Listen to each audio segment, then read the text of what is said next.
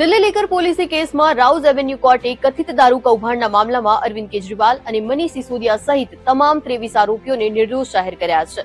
આ સાથે જ કોર્ટે કહ્યું કે સીબીઆઈની ચાર્જશીટમાં લગાવવામાં આવેલા આરોપો સાબિત કરવા માટે કોઈ નક્કર પુરાવા નથી। આખરે કોર્ટે કયા આધારો પર આ ફેસલો સંભળાવ્યો? શું કેજરીવાલ અને તેમના નેતાઓને તમામ કેસોમાં રાહત મળી ગઈ છે અને આની રાજનીતિ પર શું અસર પડશે? જાણીએ ભાસ્કર એક્સપ્લેનરમાં। ચાર્જશીટને લઈને કોર્ટે કહ્યું, સીબીઆઈની ચાર્જશીટમાં એવા દસ્તાવેજ અને જાણકારી છે જે સાક્ષીઓના નિવેદનો સાથે મેળ ખાતા નથી। કેટલીક વાતો ભ્રામક છે। મુખ્ય આરોપી કુલદીપસિંહને આરોપોમાંથી મુક્ત કરતા સ્પેશિયલ જજ જીતેન્દ્રસિંહે કહ્યું, આ નવાઈની વાત છે કે કુલદીપસિંહને પ્રથમ આરોપી બનાવવામાં આવ્યા જ્યારે તેમની વિરુદ્ધ નક્કર પુરાવા નહોતા। કુલદીપસિંહ દિલ્હી સરકારમાં આબકારી વિભાગમાં ડેપ્યુટી કમિશનર હતા।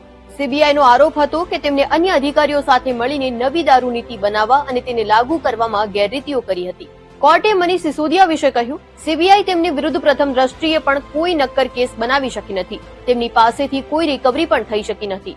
તેવી જ રીતે અરવિંદ કેજરીવાલને નિર્દોષ જાહેર કરતા કોર્ટે કહ્યું, કેજરીવાલનું નામ કોઈ પણ મજબૂત પુરાવા વગર જોડવામાં આવ્યું છે। કોઈ બંધારણીય પદ ઉપર બેઠેલી વ્યક્તિનું નામ જોડવા માટે નક્કર આધાર હોવો જરૂરી છે।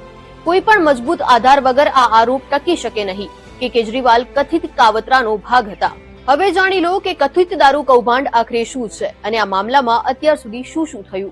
દિલ્હી સરકારે 17 નવેમ્બર 2021ના રોજ દારૂના વેચાણ સાથે જોડાયેલી નવી આબકારી નીતિ લાગુ કરી હતી। આનાથી દારૂની દુકાનો ખાનગી હાથોમાં જતી રહી, ત્યારે કેજરીવાલ સરકારનો દાવો હતો કે આનાથી સરકારની આવક વધશે। જુલાઈ 2022માં દિલ્હીના તત્કાલીન મુખ્ય સચિવે આબકારી નીતિમાં આર્થિક ગેરરીતિ અંગે ઉપરાજ્યપાલ વી.કે. સક્સેનાને એક રિપોર્ટ સોંપ્યો, જેને આધારે ઉપરાજ્યપાલે સીબીઆઈ તપાસની માંગ કરી। 17 ઓગસ્ટ 2022ના રોજ સીબીઆઈએ મનીષ સિસોદિયા, 3 નિવૃત્ત સરકારી અધિકારીઓ, 9 ઉદ્યોગપતિઓ અને 2 કંપનીઓને આરોપી બનાવી કેસ દાખલ કર્યો। ત્યારબાદ 28 જુલાઈ 2022ના રોજ દિલ્હી સરકારે નવી દારૂ નીતિ રદ કરી દીધી। આ પછી 22 ઓગસ્ટે ઈડીએ પણ મની લોન્ડરિંગ